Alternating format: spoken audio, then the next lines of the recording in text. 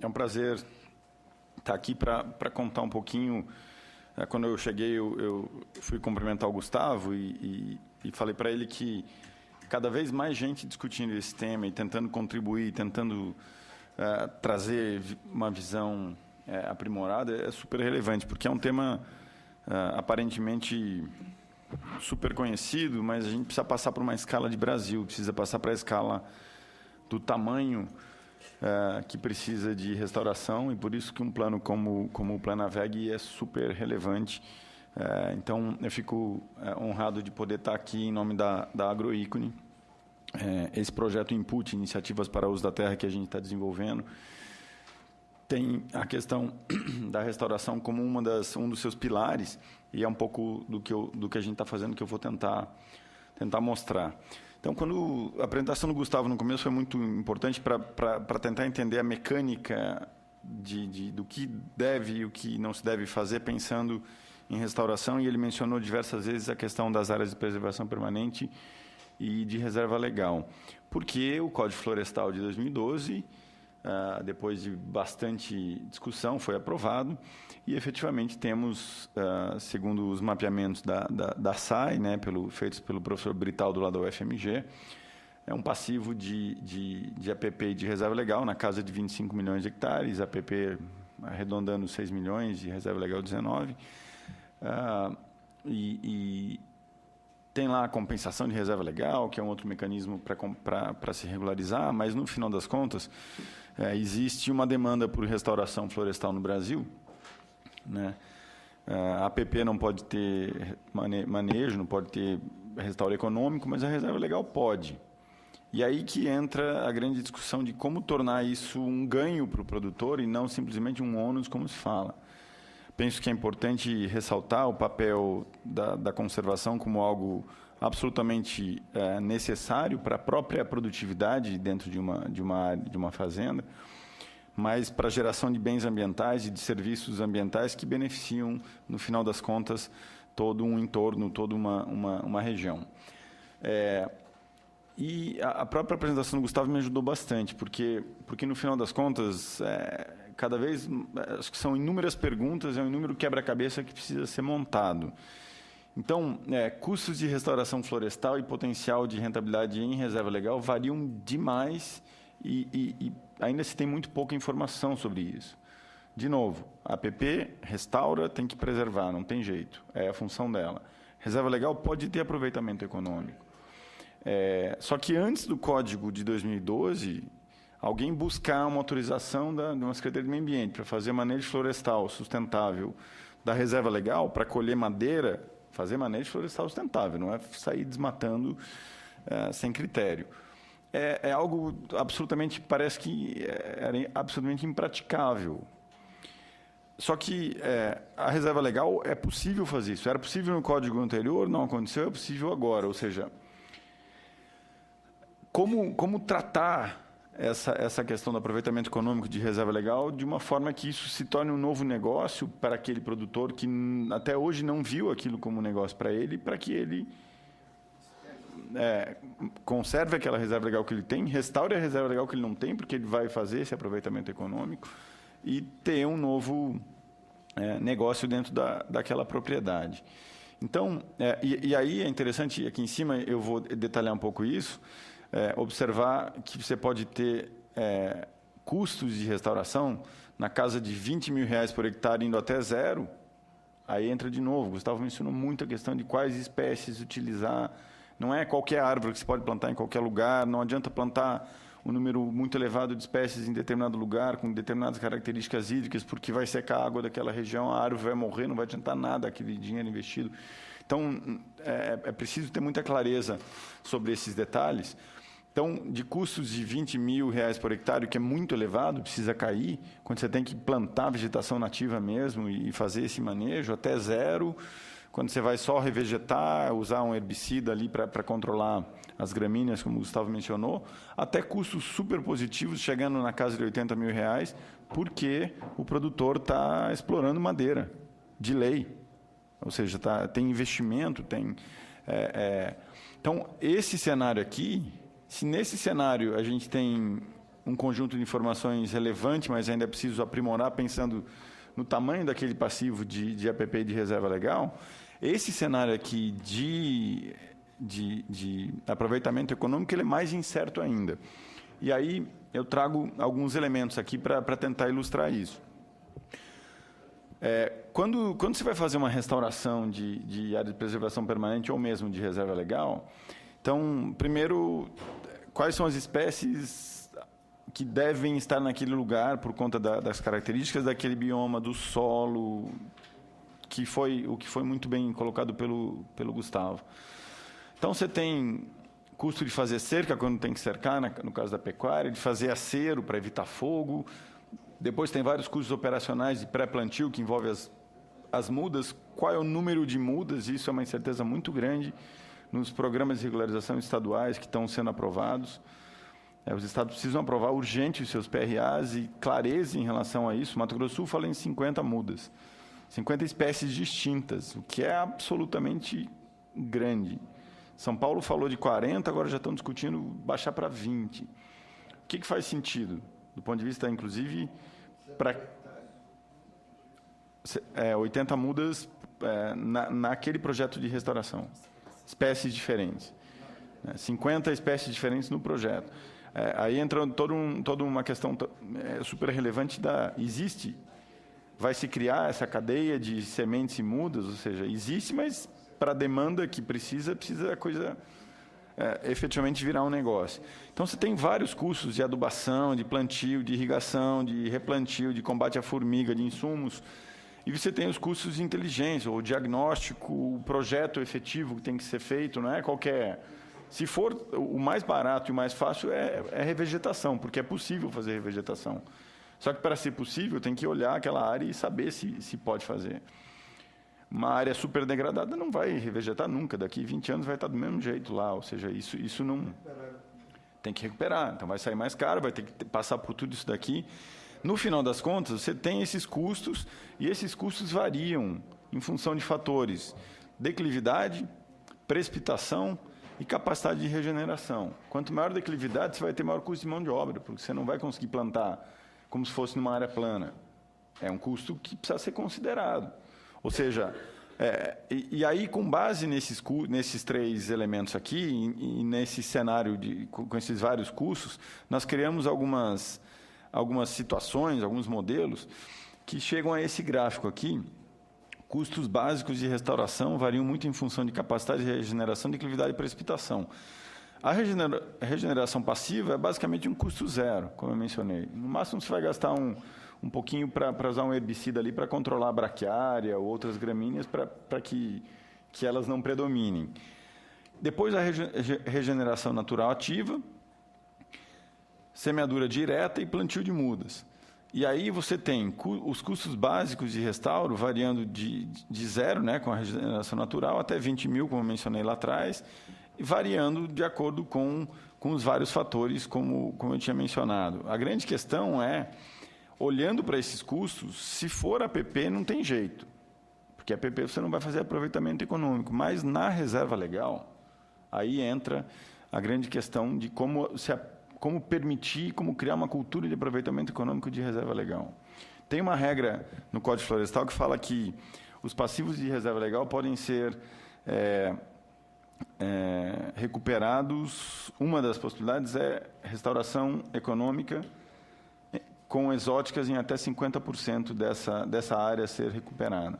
E os PRAs que já foram aprovados, Paraná, Mato Grosso do Sul, São Paulo, Bahia, não está claro quantos ciclos eu posso fazer de exótica. Se eu quero plantar eucalipto nesse até 50%, eu primeiro vou ter que fazer faixas, né? Senão depois eu não volta quando eu parar de plantar eucalipto. Mas é um ciclo só. Se não for pelo menos 3 ciclos, não paga a conta. 3 ciclos a 20 anos, 21 anos, 20 anos você faz 3 ciclos de eucalipto, que dá justamente o prazo de recuperação da reserva legal pelo Código Florestal. Então, o produtor que fizer 3 ciclos de eucalipto paga aqueles outros 50% de nativa, porque é viável fazer isso. Com 1 ciclo não é, com 2 não é, com 3 é. Como que os PRAs, ou seja, como que os estados vão regular isso? E aí, senador, é super importante pensar o seguinte: Os frigoríficos que estão no entorno lá das propriedades que têm passivo demandam lenha. As empresas de grãos, que secam grãos, demandam lenha. Uma cooperativa demanda lenha. No Mato Grosso se fala de fazer etanol de milho e com eucalipto. As usinas de etanol que estão cogerando bioeletricidade com bagaço de cana e palha estão usando eucalipto também. Ou seja, é um ganha-ganha para o produtor que tem uma demanda por aquele eucalipto que em até 50% da área dele pode ajudar ele a regularizar a reserva legal como um todo. São arranjos produtivos que são novos, permitidos legalmente, mas ainda a questão, pelo código, mas a questão dos PRAs ainda geram incertezas, o que é algo preocupante. Novamente, tudo que eu estou apresentando são dados que a gente está trabalhando e a ideia é cada vez aprimorar mais. Então, aqui é um cenário, olhando todos aqueles custos e aqueles indicadores que eu mostrei, em São Paulo, um cenário médio, com médio potencial de regeneração natural, você teria custos de regeneração que variam de 728 a 3.803, dependendo da declividade e precipitação. Então, quanto mais lá para a fronteira, para a Serra do Mar, você teria custos mais elevados. Um outro cenário, um cenário de baixo potencial de regeneração natural, o que é mais provável de acontecer por conta de degradação e de solo impactado, você vai aumentar esses custos e, naturalmente, subindo na medida em que você tenha declividade, precipitação, todos esses índices piores possíveis. Esse tipo de análise, esse tipo de visão é super importante, partindo da premissa de estamos terminando o cadastro ambiental rural, espera-se que ele termine até maio do ano que vem, que é o prazo legal. O número saiu agora, 58% do total da área cadastrável cadastrada. Nosso lema agora lá na Agroícone é Brasil 100% CAR, porque CAR, que é o cadastro ambiental rural. Porque o produtor que fizer o CAR, às vezes o produtor tem medo de fazer o CAR pensando na fiscalização, na multa, mas o CAR, na realidade, é o primeiro instrumento para ele começar um processo de regularização baseado nos programas de regularização ambiental estaduais. Na verdade, sim. Aproveitar para falar com os nossos telespectadores, os ouvintes da Rádio Senado, não precisa ficar com medo de colocar a real situação da sua propriedade no CAR, né? Porque é ela que vai orientar essa política do Planaveg para a recuperação. E aí você pode estar perdendo a oportunidade até de ter apoio para fazer isso, se você negar a informação real da sua propriedade. Porque se você negar a informação real da sua propriedade, o que vai acontecer? Quando o programa colocar à sua disposição, você não vai poder usar porque você mentiu no carro. Então, o CAR precisa ser a realidade mais concreta e objetiva da sua propriedade para poder ajudar o país e ajudar você mesmo. Então, é muito importante a gente salientar isso aqui. Senador, é super importante porque o cadastro ambiental rural, na prática, ele serve como uma ferramenta de gestão daquela propriedade, gestão do uso do solo, de dinâmica, do produtor conhecer a propriedade dele como até hoje talvez ele não conheça, e saber aproveitar aquela propriedade da melhor forma possível. E porque o CAR, do ponto de vista jurídico, ele abre a porta do processo de regularização e ele suspende a punibilidade das multas que o produtor tomou. Ou seja, a grande questão agora é um vácuo jurídico por conta dos PRAs, que ainda não... Então, os estados também têm que definir seus PRAs. Nessa questão dos PRAs, talvez fosse importante então, a gente fazer nas Assembleias Legislativas, junto com o governo do Estado, uma replicação dessa audiência aqui, porque aí a gente vai estar discutindo isso e encontrando um eixo central para esses PRAs que vá de encontro à necessidade do programa, que vai de encontro ao Código Florestal. Sim. E aí eu quero me comprometer a procurar os deputados estaduais do Estado do Tocantins para a gente fazer essa discussão lá e contar com a presença de vocês. Estamos à disposição, sem dúvida, senador. Então, aí aqui é o mesmo exercício, né, olhando a todos aqueles indicadores, com médio potencial de regeneração natural, o que é mais provável pensando no Mato Grosso, e aqui com baixo potencial de regeneração natural, como na mesma ótica lá do que foi feito para São Paulo. De novo, pegando a questão dos modelos, né? o produtor vai implementar uma reserva legal com cunho econômico, 100% de nativa. Se ele pode plantar eucalipto, mas ele pode plantar 100% de nativa? Pode. Dá para ter aproveitamento econômico disso? Pode. Mas será que ele sabe fazer isso? Será que ele tem conhecimento? Onde é que ele tem que bater para buscar esse conhecimento? De quem vai, sabe quais espécies ele tem que colocar lá para ganhar dinheiro com aquela área. Só que aí tem toda a questão de políticas de crédito para ele fazer isso, de assistência técnica para ele fazer isso, uma visão de longo prazo de investimento, uma visão de buscar investidores para certas regiões. Uma cooperativa, por exemplo, pode conseguir investidores que, porque tem lá, vamos dizer, 4 mil hectares que podem ser plantados de reserva legal, para fazer manejo florestal sustentável e ganhar dinheiro com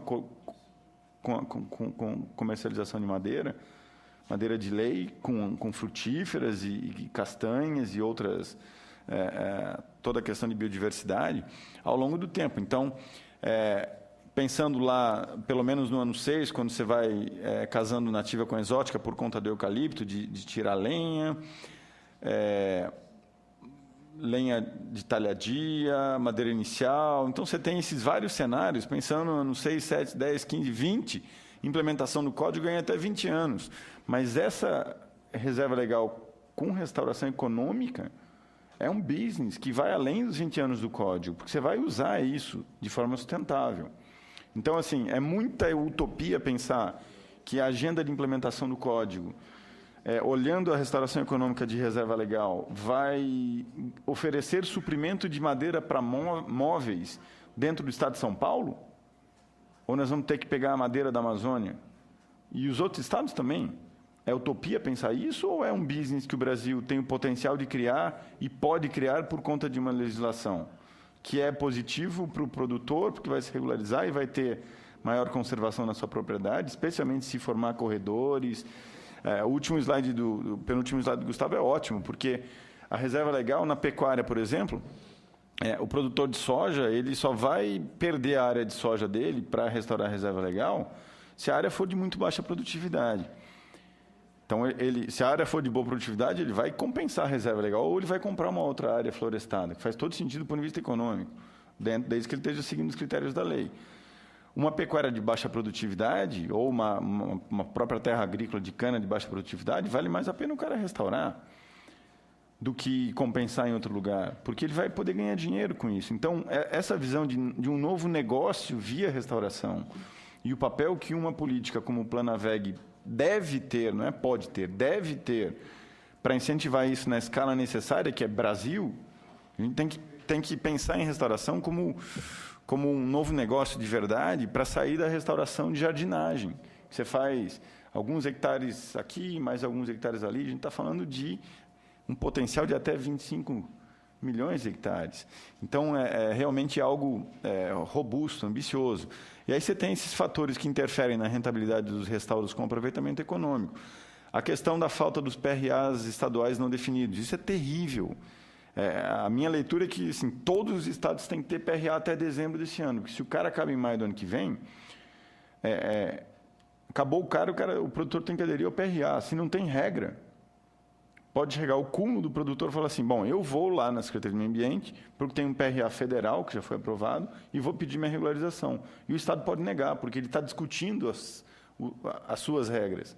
Isso vai ser assim, é terrível do ponto de vista de começar esse processo de regularização de uma vez por todas. A questão dos quantos cortes ciclos serão permitidos na restauração econômica de reserva legal com exótica em até 50%, isso é outra coisa super importante de ser esclarecida pelos PRAs. O estado do Mato Grosso do Sul, por exemplo, fala que é só um ciclo. Ninguém vai fazer esse negócio, justamente no estado que tem um potencial para eucalipto tremendo. Os grandes planos de expansão das empresas estão olhando para o Mato Grosso do Sul. Rodrigo, quando você fala um ciclo, 2 ciclos, 3 ciclos, o que é isso? Dá para você dar uma... Você planta o eucalipto, tem um ciclo de até 7 anos no Brasil. Então, você planta, 7 anos você pode colher. Cortou, vai voltar, vai ter a rebrota. Eucalipto, mais um ciclo, mais 7 anos, mais um ciclo, mais 7 anos. 21 anos. Cabe em 20 anos. Aí depende da utilidade que você dá para a madeira. Mas por isso que eu falo, senador, se o código fala que a restauração da reserva legal é em até 20 anos, e o código só fala, pode fazer até 50% com exóticas, ponto, não fala mais nada. Plantio intercalado, exótica nativa. Tá, plantio intercalado, eu posso ter um corredor de tantos metros de exótica, de nativa, exótica, nativa, exótica. Se eu puder colher com uma colhedeira nesse corredor, ótimo, já é viável. Só que se não puder fazer, pelo menos... A exótica que você está falando aí, no caso, é o eucalipto. Eucalipto, exato. A nativa da localidade e o eucalipto. Por que se fazer faixas? Porque se eu fizer faixas onde eu possa colher o eucalipto, depois de 3 ciclos, aí eu não planto mais o eucalipto, vai voltar, porque eu tenho um corredor de nativa aqui, outro corredor aqui, aquele espaço vai voltar sozinho. Então, esses 3 ciclos de eucalipto são fundamentais para, pensando nessa restauração econômica com até 50% de exóticas, como o eucalipto, para viabilizar os outros 50% de nativa, que depois o produtor pode fazer o manejo florestal sustentável, a colheita de frutas e por aí vai. Então, o produtor também tem que enxergar que aquela área que sempre foi, esse negócio é ônus, é ônus, é ônus. Não é ônus. Só que ele tem que ter essa visão, ele tem que ter capacitação para isso, ele tem que ter assistência técnica para isso e, de novo, a escala do Brasil. O Brasil é um país complexo e grande. Então, as políticas públicas precisam enxergar essa demanda. Depois eu coloquei toda a questão da produtividade das árvores nativas, tem uma escassa literatura e experiência empírica disponível, a grande variabilidade e incertezas das curvas de crescimento, para você entender dentro dessas árvores, das diferentes árvores nativas, o quanto isso efetivamente pode gerar de negócio, porque a árvore até hoje, exceto no desmatamento pesado, principalmente ilegal na Amazônia, você não está plantando para colher, ela já está lá. Agora a gente vai plantar para colher. Eu preciso ter clareza sobre em quanto tempo essa árvore vai me dar tal madeira, depois tal madeira, porque eu tenho fluxo de caixa, eu tenho investimento inicial para fazer esse negócio acontecer. Então, tem que cada vez mais ter clareza, e por isso que um debate como esse é super frutífero. E toda a questão do mercado florestal, competição com madeira ilegal e esquentada, porque a madeira ilegal, que é esquentada e vendida como legal, se ela compete, assim, quem quer fazer tudo bonitinho e fazer manejo florestal sustentável de verdade, fazer certificação madeireira, não consegue competir com a madeira ilegal. E enquanto a gente não virar esse jogo no Brasil, fica difícil. Ninguém compete com quem não cumpre nada. Então, esse é um outro ponto super importante. As incertezas em relação ao preço dos mercados consumidores de madeira, falta de transparência, o que inviabiliza planos de investimento, ou seja, tem recurso externo, tem fundos de investimento externos investindo nisso, mas ainda muito timidamente. E aí, dá para esse negócio crescer e ser business de verdade, dando rentabilidade acima das rentabilidades normais em mercado de outros tipos de investimento? Dá ou não dá? Aparentemente dá. Mas vai virar, de novo, projetinhos pontuais ou dá para fazer isso numa escala grande?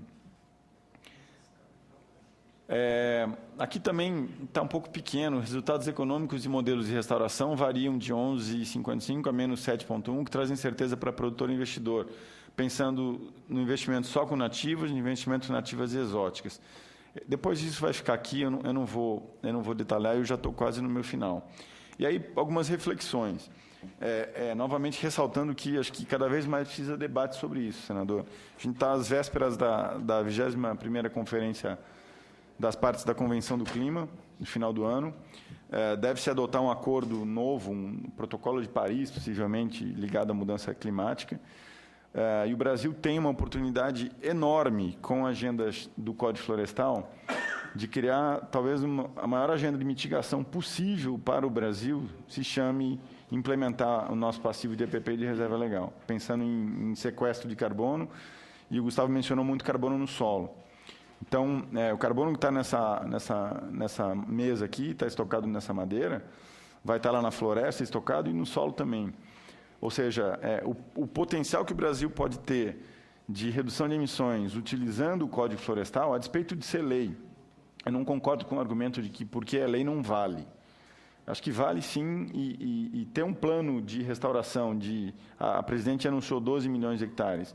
O passivo do Código é 25, mas tem toda a questão de compensação. A gente trabalha na agroícone com um mínimo de restauração, um mínimo de 13,5, que vai depender da questão de como é que vão funcionar a compensação de reserva legal. Que país tem um plano de restaurar 12, 13 milhões de hectares com vegetação nativa? Nenhum país. A China bota 1 milhão de hectares de eucalipto por ano no chão. Eucalipto. A gente vai botar eucalipto também, porque o eucalipto tem que quase dobrar, o eucalipto tem que chegar nos 13, 14 milhões de hectares. A gente tem que ter energia de cavaco de eucalipto e não de termoelétrica, carvão e óleo. É sustentável isso? Oi? Nossa matriz é para 20 milhões, nós temos 6, 7. Exato. Ou seja, o que é melhor para o Brasil, pensando em cenários de longo prazo estratégicos de energia? Tem que ter energia de eucalipto, tem que ter biomassa de cana, tem que ter eólica, tem que ter solar, tem que voltar biocombustíveis de forma verdadeira. Ou seja, é um pensamento estratégico que eu entendo que a COP21 vai ajudar a balizar muita coisa e gerar muita discussão que são necessárias para influenciar políticas públicas relevantes, como é o caso do Planaveg. Então, a restauração florestal é um novo negócio no Brasil ou não? Vai ser algo que vai pegar mais ou menos? Eu não gosto dessa coisa de que lei não pega. A lei tem que ser cumprida, mas vamos fazer esse negócio acontecer? E para fazer esse negócio acontecer, pensando na reserva legal, tem a garantia da viabilidade econômica da reserva legal ao longo do tempo. É fundamental para a sua implementação em larga escala. Se reserva legal não for entendida e trabalhada com enfoque econômico, que o produtor vai ganhar dinheiro com isso, não decola. E não dá para ficar não decolando, não decolando, não decolando. A coisa tem que acontecer de verdade. E tem um potencial tremendo de acontecer. Só que, para isso, tem a necessidade de fomento à cadeia de valor da restauração. O Planaveg, outras políticas podem ser criadas. O Código Florestal, curiosamente, o Código Florestal anterior falava que o Estado ia restaurar quando o produtor não o fizesse. Isso não aconteceu? Eu não estou defendendo que o Estado tem que restaurar, mas o Estado tem obrigação de criar políticas públicas que incentivem, que ajudem a restauração. E a restauração não é só do produtor, a restauração é do setor privado como um todo, pensando numa cadeia produtiva. Afinal de contas, essa vegetação está gerando bens públicos, ambientais, que beneficiam o comprador de uma carne, de um produto, do etanol na bomba do carro, a hora que ele está abastecendo o carro dele. O Código Florestal novo fala que vai ser criado um programa nacional de incentivo à regularização e à conservação ambiental, ou seja, ajudar quem precisa se regularizar a se regularizar, e o Planaveg vem com o foco da restauração, e ajudar quem já está mantendo aquela vegetação porque ele está prestando um serviço ambiental. Esse programa não foi criado. Com a finalização do CAR, ele vai ser criado. Como é que é? Governo, cadê esse programa? Ele precisa existir. E fundos no exterior. Tenho clareza que com a COP21 e o resultado que vai sair de lá, e o Brasil tem um papel super relevante, o Brasil vai poder buscar fundos, os governos estaduais vão poder buscar recursos no exterior, uma cooperativa vai poder buscar, porque está revegetando uma área que tem um impacto X de carbono, isso é super relevante. Ou seja, a gente tem que pensar, são novos negócios, são externalidades positivas que o negócio chamado uso da terra, agricultura, florestas geram, que precisam ser explorados. Para isso, precisa ter conhecimento técnico, científico, empírico sobre recuperação, sobre restauração de vegetação nativa. Isso precisa ser ampliado entre biomas e fitofisionomias e incluir seus usos econômicos. De novo, não dá para querer colocar qualquer árvore em qualquer lugar que não vai dar certo. As incertezas sobre custos de restauração em campos, veredas e outras formações não florestais são obstáculos a serem vencidos. O Gustavo falou. Você vai lá nos Pampas, o Pampas é uma fitofisionomia diferente. Os campos lá no Paraná, os Campos Gerais, você não vai querer botar uma floresta, uma mata atlântica em cima do Pampa. Não é nem saudável para aquele ecossistema. Ou seja, é preciso também... Como é que eu faço recuperação no Pampa? Como é que eu faço recuperação lá nos Campos Gerais, em Ponta Grossa, no Paraná? O Gustavo, o projeto Biomas está tratando disso. Ou seja, não é também agora tudo plantar floresta. Não é assim. Tem que ver aonde você está tratando, qual é o bioma, quais são as características daquela região. E para isso precisa de conhecimento técnico. E sensibilização dos governos, no nível federal, nos estados, nos municípios, do setor privado e da sociedade como um todo, quanto à relevância da restauração, serviços ambientais, geração de renda e desenvolvimento sustentável. A lógica disso, do ponto de vista ambiental, social e econômico, ela é bastante clara, mas ela precisa acontecer. E ter a agenda de restauração como uma das ferramentas para fazer isso acontecer, parece que faz todo sentido. Então, eu termino por aqui e gostaria de agradecer, senador, e colocar a Agroícone à disposição e reforçar que discutir o Planaveg, discutir a implementação do Código Florestal, e produtor, faça o seu cadastro ambiental rural, porque ele vai ser o seu passaporte ao longo da sua cadeia de fornecimentos em relação à sua transparência, que você quer se regularizar e vai buscar fazer isso, porque vai ter um Planaveg te ajudando, vai ter a Embrapa te ajudando, as federações de agricultura, as cooperativas, as ONGs. Isso é uma coisa que precisa ser olhada com vários atores trabalhando em sintonia. O Gustavo mencionou isso também, precisa de parcerias, precisa estreitar relações, precisa ter várias pessoas de mãos dadas para fazer isso acontecer, para levar o Brasil para um novo patamar, para a gente chegar lá em 2035, que é quando se espera que o Código Florestal esteja implementado. A gente tem uma característica totalmente diferente de uso da terra, com uma otimização entre conservação e produção muito melhor do que o que a gente tem hoje. Obrigado.